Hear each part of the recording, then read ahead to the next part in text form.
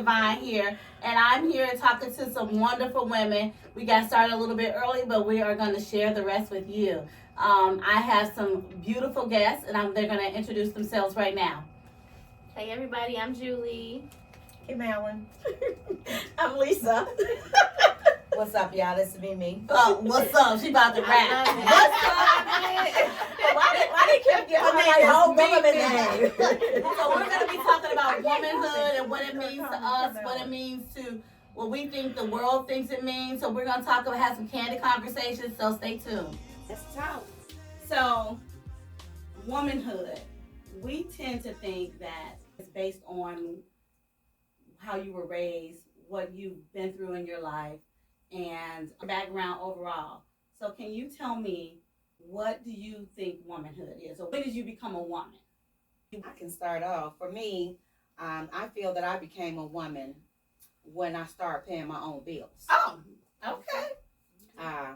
When you paying your own bills, you have your own place, your own car, nice job, and you going to school, you're a whole woman. You're a whole woman. So you don't think that when you become fully developed and maybe get your menstrual cycle, because that's what they say, you was a woman now.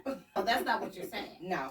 Okay, so I feel like that's kind of like the textbook definition, but for me, womanhood is part of what you just said. But for me, also, it was the moment I gave birth. Mm-hmm. So now I have the responsibility of not just myself, but I have to provide for this person. So it's like you got to grow up real quick. And me, I had children very young in high school. So I had to put the big girl panties on super fast. Right. So that's what womanhood was for me. Okay. I think for me, womanhood came in stages. Okay. Like most recently, I am more developed in my womanhood, I think, than I was when I was younger. Yes. Because it's like, I am so confident in who I am. Like, I check my pockets every day and I have no fucks in them to give. I love it. Right? It's like, oh, shit. I was like, oh, no shits either. Right? And so, not only that, when, how can I put it? I've been in a lot of different relationships that have taken a lot of things out of me. And finally being in a relationship where I feel emotionally safe, I feel physically safe, and I can actually be soft. So much of being, especially a black woman, you have to be so strong. Strong all the time. Right? And you got to be, like, have this masculine energy. Because if you're a single parent, you're taking care of yourself and everybody else. But to finally be able to be a woman and soft and just be nurturing and receive love and care and not have to be hard, like, that's the new stage of womanhood for me. I agree. I like that. I think for me, womanhood takes a form in different stages. You mentioned your cycle and everything. I think that's the development from going from a little girl into, a teenager, or if you later teens or whatever. But I think for me, womanhood was like a process. I think it was certain things. I think we all at some point in life, we were seen as women, and that's what we were considered. But I think when you get into your womanhood, I think you're more self-aware of who you are. You're able to make certain decisions that you probably couldn't make when you were younger. When you start questioning yourself, when you say, if I could tell my 18-year-old self, blah, blah, whatever, that's like a real, I'm a woman now because of self-reflection. So when you have self-reflection and you know what you've done in the past and what you would probably do different, I think that's a part of, you growing into your womanhood. I actually still think, and I'm 56, and I'm still going through my womanhood. I agree. I'm continually, understanding and realizing who I am and evolving and making changes and doing what I want to do because I want to do it. So I think we will continue to grow into the woman that God wanted us to be. So what, like you mentioned, having a child made you feel like that's when you became a woman. And I think it's all of us. When we have kids, we realize that there's no handbook. Yeah, it's a different So stage. you have It's to- different stages. Yeah. Even as they get older. Learn as you go. Learn as you go. And the first kid, they get They get it. Oh my God! I apologize to my oldest daughter so much. I mean, like, man, she gets so many apologies. I'm like, my bad. I'm sorry. I know. Right. Nobody tell me. Nobody tell me. Right. Because basically you growing up with your kids. Yeah. That first one is gonna be the toughest. Yeah. That's the truth. But they gonna love you the hardest. That's right. That's definitely true. So, what are some insights or some conversations you wish that your mom would have had with you? I know for me, it was that even if relationships are hard and you get your heart broken, you'll bounce back. Okay. I think that my mom didn't have conversations with me about relationships. There was no place where I can go when I was hurting and things didn't go bad. It was always you did this and this your fault and you picked the wrong one and all of that stuff. And it was like, well, goddamn, okay, I might have a bad pickup, but can you still like be there for me? What did I do wrong? My bad, who hurt you? Right?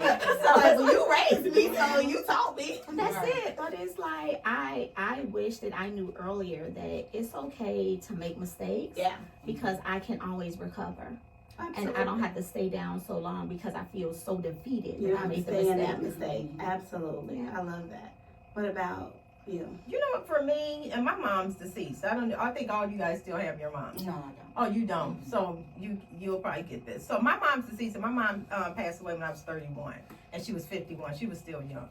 But my mom was the type of mom like, when you came on your cycle, mommy, okay, I actually went to Planned Parenthood. I saw the video and everything, about coming on your cycle, about when I had, me complaining because I felt I was ill-formed because I had these long legs and I was so skinny with my long legs. She would say, you appreciate it when you get older. There was like no conversation. Yes. When I got on my period, I reached 16. Okay, come on, let me take you to get some birth control. I'm like, why? Why? But okay, so but one thing that I wish that I had more time with my mother so we could have those conversations because she was so tough and because, but I get her toughness now. But because she was so tough, we did not have the time to have those conversations. So any mistake, and then she was dealing with her own illnesses. So even with the mistakes, not mistakes, but curves in my life that I made, her opinion that she gave, it was like not trying to hurt Kim's feelings, but you're gonna be okay.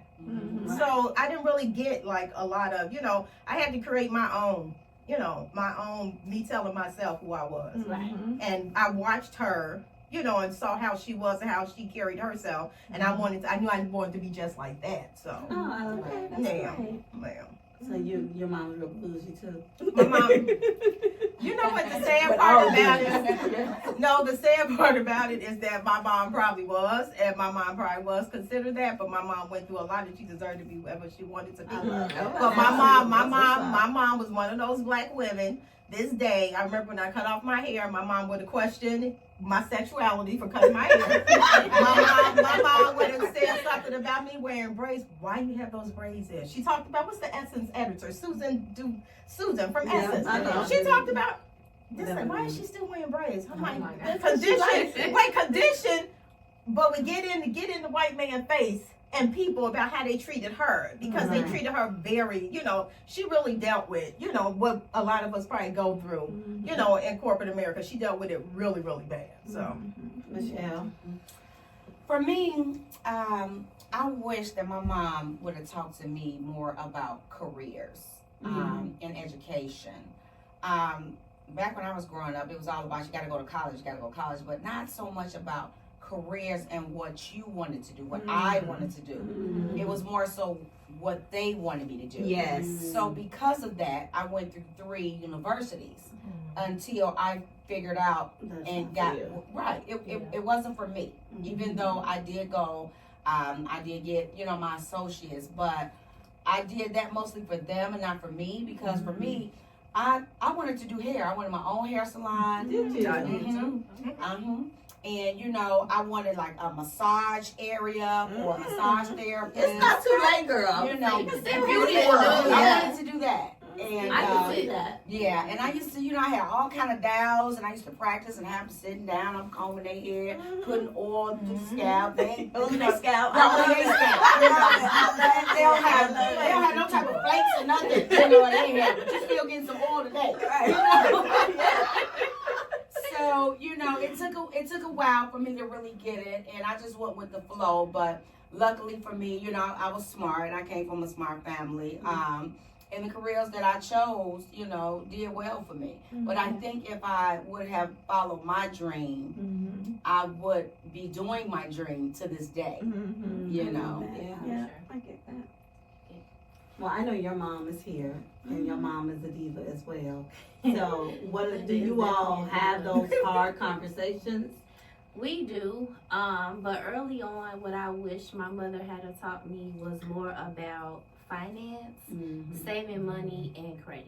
Because like now, I feel like all you got in this world is your credit and your word. That's it. So, and we didn't have like finance conversations back then. It was like, you need to get a job, you gotta take care of these babies, like so. And because of that, I feel like I struggled then, and had to go through through life. But now me and my mother are having those conversations, and I love it. That's good. Like my mama, like that's my stylist. Like I can call her, let's go shopping.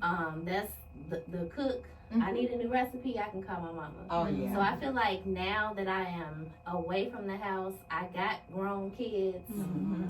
That your Me relationship and my mother's relationship is very much more so stronger. And you know, Julie, I just want to come after that because it's like after my second divorce, my mama said I could do it as many times as I want. So don't judge me. Don't judge me. So after my second divorce, or going through my second divorce, that's when my mom really showed up for me emotionally, right? And the things that I thought that I was missing earlier in my life, she showed up in all of those ways to be like one of my biggest supporters and cheerleaders. And I was glad when it happened, right? It was because our relationship is just amazing now. So yeah, I think for me, my mom, she did so much when I was little, and I did look up to her. And I think, like you said, the finances and everything, and why didn't you tell me about the credit? Why didn't you? So I held a grudge for so long about me not going away to school because she didn't want me to go. And I really had some self-reflection, and I realized that when my dad passed away, I want to say he was like 35, and my mom was young with 2 kids, and they were only able to teach us what they knew. That's true. And we're still learning stuff together right now. So I can now teach it to my own kids. Do you think, seeing that we have all this technology now, and back in the day it was so much simpler as we would think, you know, we only had the landline. Like we was at my brother's house, and we was talking about a beeper, and Dory was like, what's a beeper? I know, right? Why did you not know that? I was like, girl. And so, do you think they had a simpler, was it easier back then, or do you think we had it easier? I think we probably definitely have it easier. I think it's always easier as you go, although when you just have what's his name in office, it may seem like we're, you know, oh my God, Reversing. Where we at? Is it 19? What? But no, I think that honestly, and then you guys can ask your parents that are still here. And I think that's a good question to ask your parents now, because they would probably say, oh my God, yeah, because I have this, I have that. And before, although they may say it may not have been, because maybe they would have seen it as a hindrance. Because I also see where technology sometimes it hinders people. Like a lot of people don't pick up the phone to call anybody. Everybody texts each other. I don't remember a phone number, and I used to be a phone number. You give me your number. I remember that. I remember my own phone number.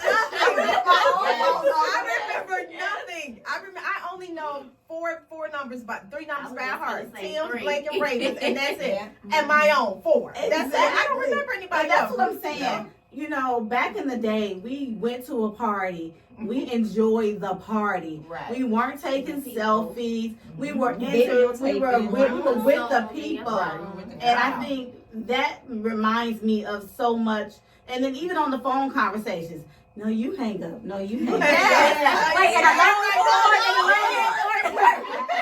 I think, you know, when we think about like, well, who had it? They may have struggled. Maybe the politics and everything back in that era was way different. I think we as a people have more of a stronger voice than maybe they had back then. So they wouldn't say that part is easier, but they had their own farms. They made their own food. They made everything from scratch. They lived longer lives.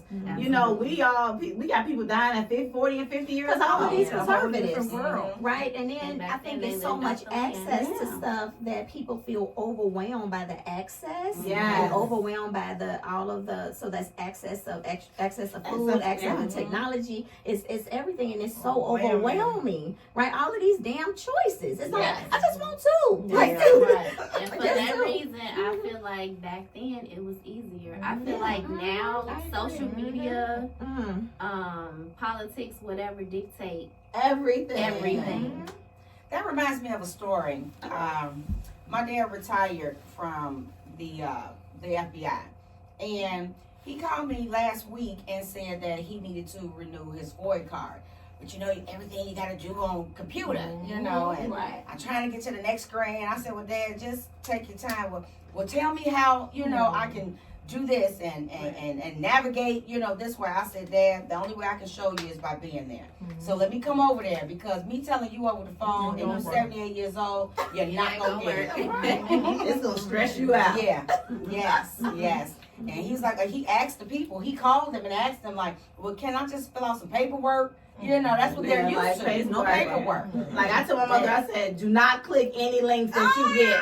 If they say you owe a bill, do not click it. She was like, I know that. And you didn't win any money. Right. I'm still trying to get my mother to do Zelle. She will not. My mama used to do Zelle, and then all of a sudden she decided the government and somebody is watching her money. And she is not doing no more of that. And she was like, I don't even think we not sent you that money. I think somebody watching that transfer. And I'm like, oh, the paranoia is real. Really? Wait, let's not talk about texting. Oh my God. My dad just learned how to text. We had to I get these all caps.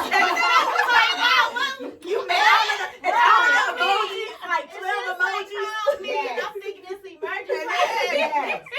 You want to come to the store with me? Let's go shopping. But that's funny, the womanhood. We are at an age right now where we're basically raising our parents. Yes, we are. You know, that cycle. And then our kids will be raising us. That's one of the scariest moments. Because, not that my kids would be raising me, because honestly, I think Blake would do a great job. I think Raven would come in and be, hey, mommy, what you need? Okay, I'm gone. Bye. So have you had, what conversations Raven said you she's had going to with put me in Raven? the home. Blake said, no, we not. So my whole... the person that anyway, my biggest thing, and y'all think I'm playing, I pray every night, God, whatever you do, I can get through any and everything. Just let me keep my health and my sanity. That's all I need. I'm gonna I get nervous because now I have to wear reading glasses. I'm like, oh my God, my eyes get real bad. But no, I don't want. You said to get him. I've never worn. I've never worn glasses until I was 42. So yeah, I had 20/20. 41 is when my eyes like Thank you. But I'm afraid. I mean, it's kind of scary when you think about it. It is because scary. Everybody, as you get old, you're getting old. You're getting older, and you see other people getting older, and I'm looking, and I'm like, wow. You like you old. I am still like, I just turned 40 in October, and I'm still like, my husband be like, you old. He only doing that because Right. I am not old. Yeah. Like I refuse. I'm older. I'm not old. I'm getting older. I am And that's what I'm talking about my I'm sorry. No, I'm just saying that I have told my daughters as I get older, what I'm gonna do is I'm gonna just travel from one house to the other until whoever got mad at me for like 3 months, and then once they get mad, just send me over to the other house. And I know my youngest daughter gonna take care of me, but my oldest daughter, she'll be like, Alexis gonna be like, shit, she'll make sure I eat and my house warm and stuff because she don't want me in hers. But yeah, you See, always mine's the got opposite. My son, he say to this day, Mama, you gonna live with me. My wife or girlfriend just gonna have to understand. I love and that. Miyake, like, she gonna have to live with you because she is not living with me.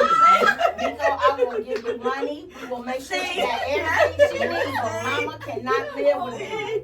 And that's why you treat them like hell now. Even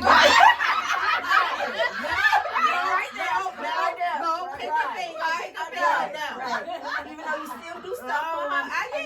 Because it's like, I'm supposed to, they're supposed to be taking care of them. Which one of y'all gonna take care of Take me in. Take me in.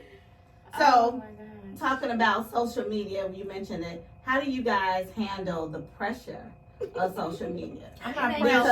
no pressure. It's no pressure. It's no pressure for me. It's no pressure. You know, I just got back on social media. I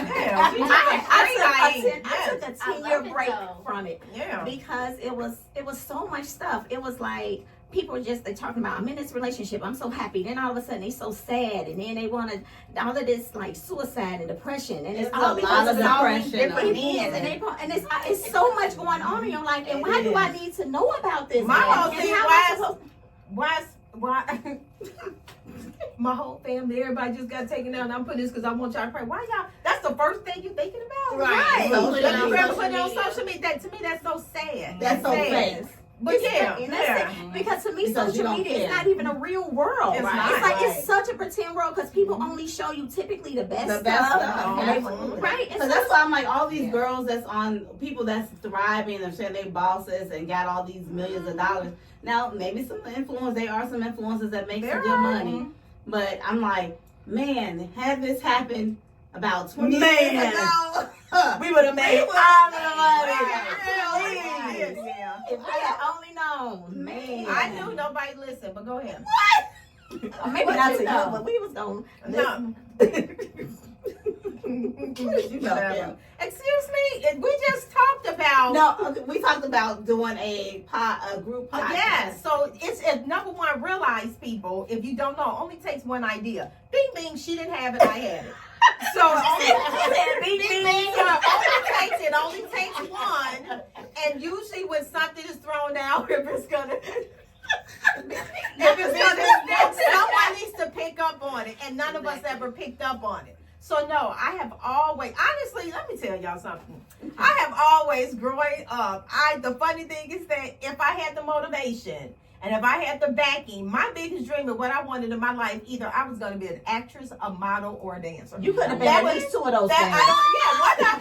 one of them. You said, you heard me say either. No, either. I said she could have been at least two. Yes, I could have. So when you push your kid, that's why you have to really stay on your kid. When you see a talent, you stay on them with that talent. Because I knew that I had it, but my mom was one like They yours, go to school. mostly education. It's all But education, and just like Mimi, mostly education. But you have to give me the reasons why. Yeah. Like when because with the resources. thank you, thank Yes. you. But because I had a child, I had my son when I was 18 years old. Immediately, everything clicked. Not that I was, out there, whatever, but it clicked. This is my focus. This is what I got to do. Got to make sure this and that. I was at tunnel vision to be a great mom. That was all I wanted to be because I wanted him to be better than what I was. Yes. And I knew his possibilities. So I think there are a lot of times. How did we get on this conversation? Because you started it. Okay. So. No. So I think that pushing your kids sometimes, like I get it from my daughter with my grandson. You have to push your kids sometimes just to make sure you push them. When you see a talent, you push it. Yeah. You push it. Let them there. Something's gonna stick. It With is. my daughter, because she feels I pushed her because she thinks differently. Is when you push them, you'll see what they're all about and what they can do. When you don't, you leave them out there by themselves. But when you push them, it helps them to be stronger when they face some adversities in life. Yeah. Because they realize it's just like when you see these football players or the Olympic players, they are super tough because that's all they know. Yeah. And all they know is to compete. Yeah. And so that helps them for when because they're not gonna always make it. So, but when they do, they're like, okay, I just need to work harder. Right, they can be resilient. Yeah. Right, it's like my oldest daughter. She was working on her second master's degree in nursing. We'll see if that's going on. Yeah. So, but the first one, when she got her first master's Anyway, degree, she's working on what now? Her her second. second master's degree. See, come on, let's Kudos give her a round of to your applause baby. for the She's amazing. She's amazing. But this is the thing. When she got her first master's degree in biology, she did it kicking and screaming. I'm like, Alexis, you can do this. Like, you're brilliant. Right. Like, I mean, hello, your mama. like, you got this. Right. Look at the Right. jeans. And then after she did it, she was like, Mama, you're right. I didn't realize that how easy this could be because I was just fighting it. But I'm so glad you made me do it.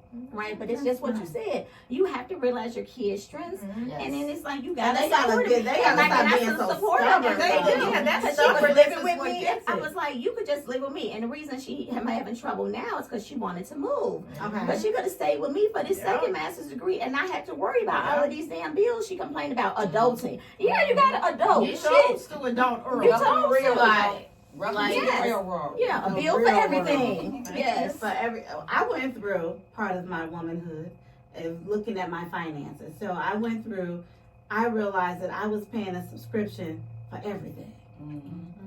And I'm like, why am I paying this? Who is this? And it's like you paying Apple 15 subscriptions, Amazon, Yeah. you got all the cables, and I'm like, okay, I'm not even, but because you watch a movie or whatever, and you forget to turn it off, the subscription off. Keep on going. I got that 7 day free. 7 days are free. Okay, I'll make sure I cancel. Put on my calendar reminder. Like, I ain't gonna lie, I had done that before, and I'm like, I don't know who all these people are. I just canceled my debit card. And I was like, cancel that shit. I didn't get that money. Authorize this. I just got a new debit card, and some of the things were not going through, but they updated the card. I was like, Yeah, and then I called the bank, and I was like, no. Yes, I know. Yeah. I was That's like, why I was scared. I lost one of my debit cards, and I just keep transferring money to the one card that I have. Because I'm like, no. You're not gonna get me. You gonna get me. It's low. Right. So the first of the year, because me and Donald had that conversation about money at the start of the year, and I went through, and when I say I canceled everything, like we don't even have cable at home. Y'all stream? Like we stream. Yeah, we or stream. you That's like, what yeah, we you do. too. I So can't you use got cable TV, in you years. can watch That's it. what so we have have. So YouTube TV got everything. Like, I canceled. You a lot, $300. Netflix, Amazon Prime. That's it. Yeah. I canceled everything. Yeah. I kept paying $7.99, Yeah. $5.99, That's $9.99. what we get a handout Like, right look now. at Now y'all watching the news.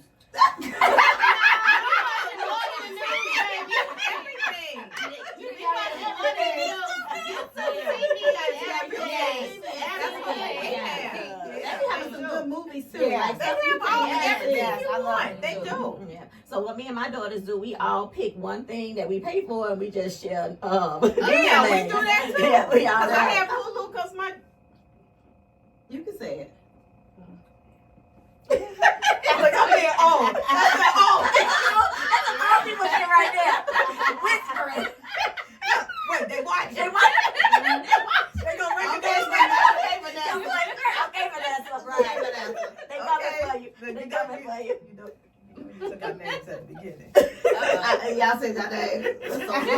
No, now they gonna know who we are. All right. I should have had a stage name. Julie, I think that's a different show. I think. So Kimberly.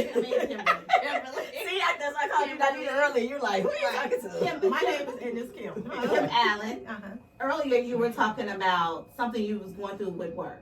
Oh. Can you share that? Yeah, what I was saying was that earlier this week, because I'm part of the Black Partner Network with Starbucks, so we had a speaking panel at the roastery, and we had people from every background. So we were going over our values, and our values. Some of our values are belonging, craft, togetherness, joy, and then another one is courage. So I'm hearing this one guy, his name is Dave, he started off, he was like, yeah, he's like, that was Letitia's name. Sorry, okay, keep going. So he started off and he started talking. He was like, yeah, it's just a boy from the south side of Chicago, but we had to reminisce and talk about how these values. Was he white or black? Oh, no. Black Partner Network. We all were black. Oh, you on said the Black Partner. Yeah, I'm part of Black Okay. Partner Network. Oh, I didn't get the black. I didn't get the black BPN either. Starbucks, Okay. Black Partner Network. So we were at the roastery on Michigan. So, and then we had a nice crowd too. So he was talking, And then he was reflecting like on his career and everything that he went through. And then they came to me, and when they came to me, my two values that I wanted to speak about was belonging and courage. And then I got really, really teary. When I say I got teary, I had to do this. That's your career.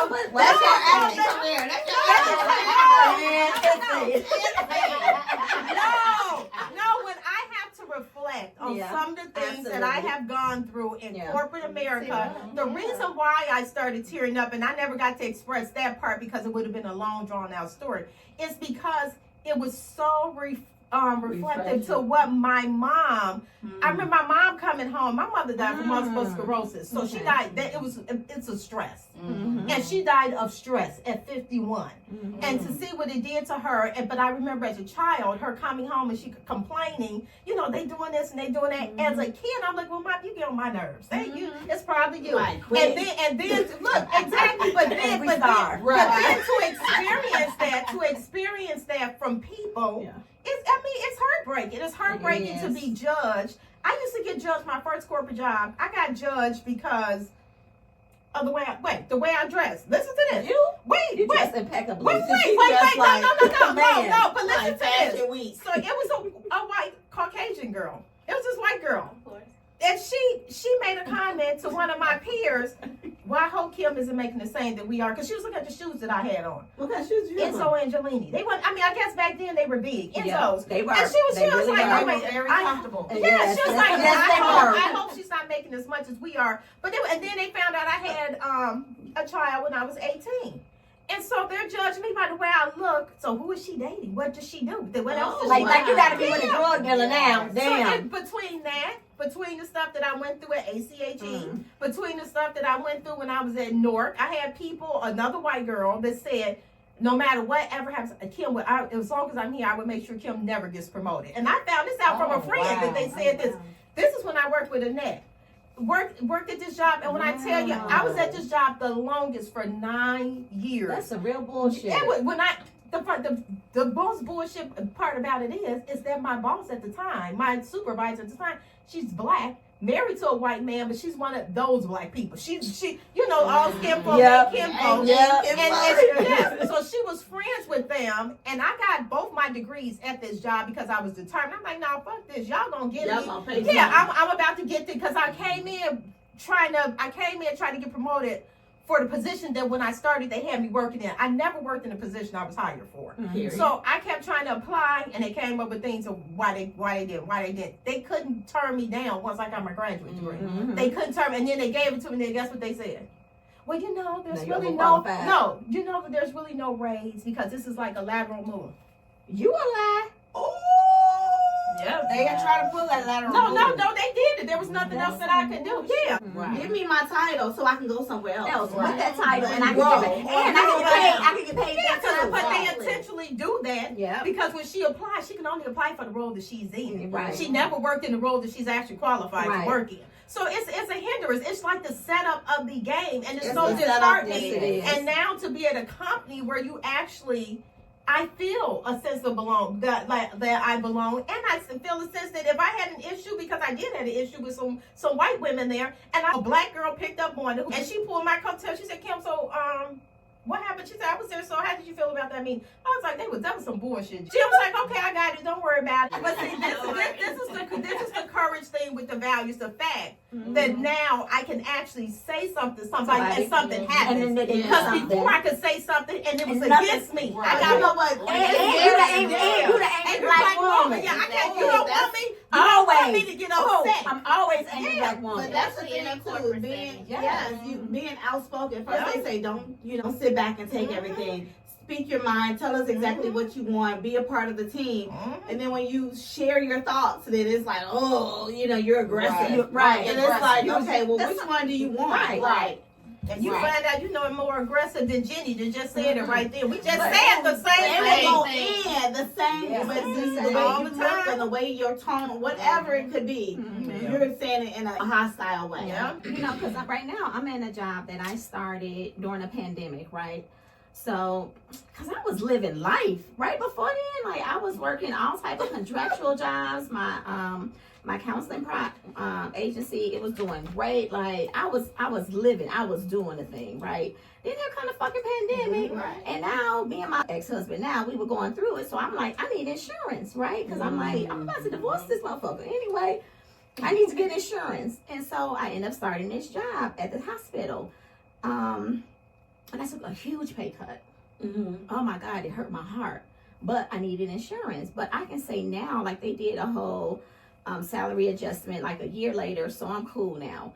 But I have never been in such a supportive work environment. Okay. Like, I love fucking going to work. I do too.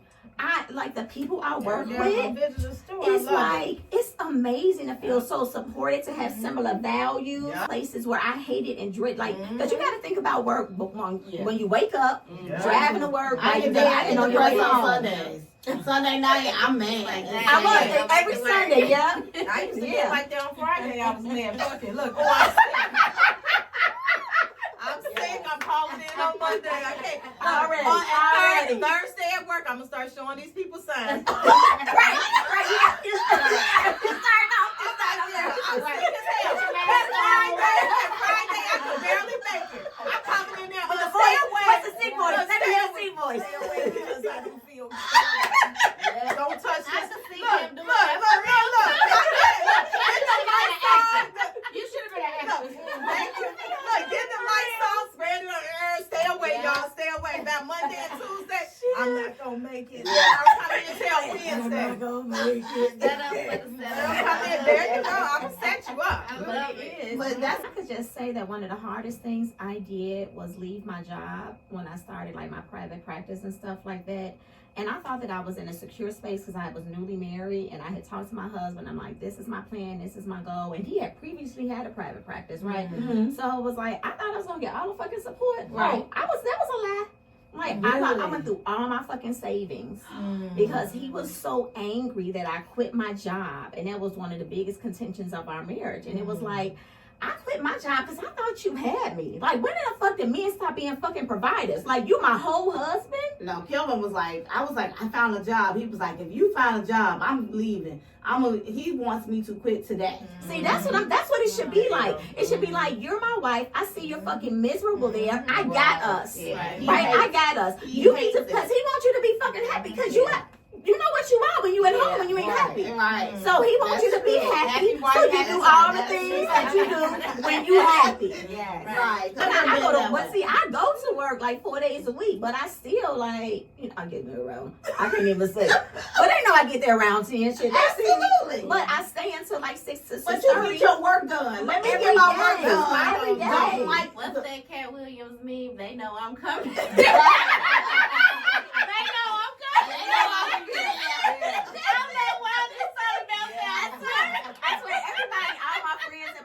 They all laugh at me because they call me. It's like 9:30 and they like, you on your way to work, and I be like, shut up, and I'm a like never, ever. Yeah, but if you go to work and you do the work, and then I stay later. Like if you give me the criteria of your expectations of what we want, like what are we closing? What do I need to do? Fine, but why do you have to micromanage me during that time? I see you as a unicorn. Like, I see you as being this amazing woman because that is not something like African American women in tech is not a thing so much, right? It's not. And the fact that you have all these years of experience, you have so much to offer. Yeah. So it's like what I was just saying is that it's a market for people who want to work with African American women in tech, right? There are certain people who some of our people just want to support our people, right? Yeah. And so it's like you have a market and you have a gift. You have a lot to offer. So you ain't got to stand for that shit. What about going to network with other black people in I thought about it. That's why I said I'm going to take some time off and really see where I want to go. Yeah. Most importantly. Who knows? Maybe this podcast. Should I take Shay Club, Shay, and give on the world? Club Day. Day. What if I name it is? Whatever. I'm like, because, I don't know. I think that I've worked hard and long for so long, and I don't know, I've got so many things that I'm trying to do, but they are overshadowed by me clocking in. Just being a woman, being able to just say, let me breathe. Let me just be.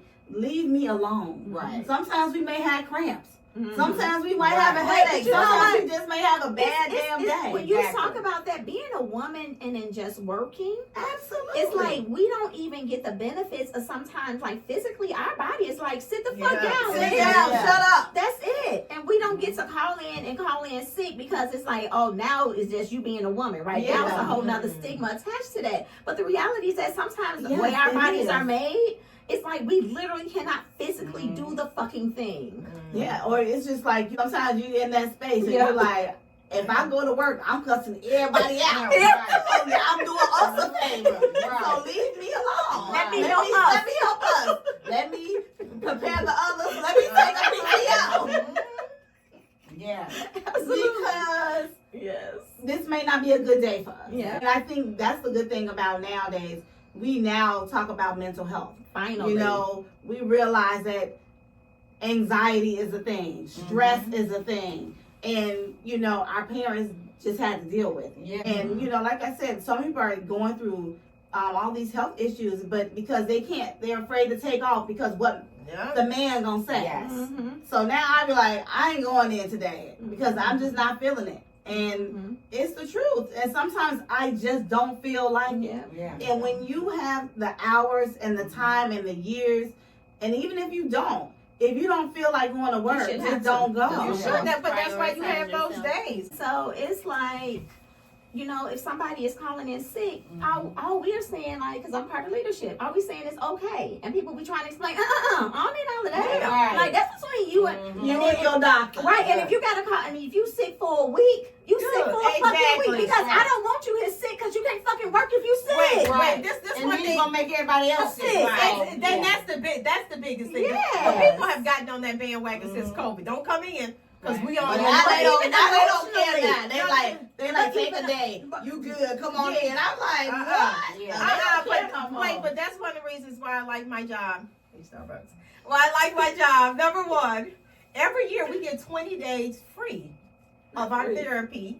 Okay. Where, So we will wrap this up. Thank you all. Thank you, ladies, for dropping all those gems. Because we will go on and on and Yes, on. we will. Yes, we So will. until next time, Until hopefully you next guys time. will come back. Absolutely. We can talk about relationships. We can talk about Oh yeah. all kinds of stuff. All kinds Yeah. of stuff. Sisterhood, friendships. Yes. I want them to come back. So until then, thank you all for joining us. Bye-bye. See you all. See Bye, you next guys. time. This is nice.